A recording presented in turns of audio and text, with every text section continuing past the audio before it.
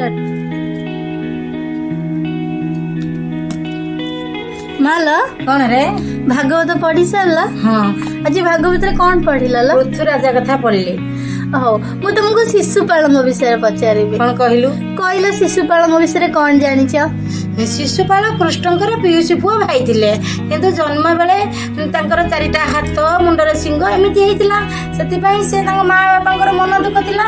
ତାଙ୍କୁ ଦୈବବାଣୀ ହେଲା ଏ କୃଷ୍ଣ ଛୁଇଁଲେ ତମ ପିଲା ସ୍ୱଭାବ ସମସ୍ତଙ୍କ ପିଲା ଭଳି ତମ ପିଲା ହେଇଯିବ। ସେଠୁ କୃଷ୍ଣ ଛୁଇଁ ଦେଲାରୁ ଭଲ ହେଇଗଲେ, କିନ୍ତୁ ତାରି ହାତରେ ସେ ମରିବ। ପିଉସୀ ନାନୀ କହିଲେ ମୋ ପୁଅକୁ ମାରିବୁନି। କୃଷ୍ଣ କହିଥିଲେ ମୁଁ 100ଟା ଦୋଷ କ୍ଷମା କରିବି, 101 ହେଲେ ତାଙ୍କୁ ଯାଇକି ମାରିବି।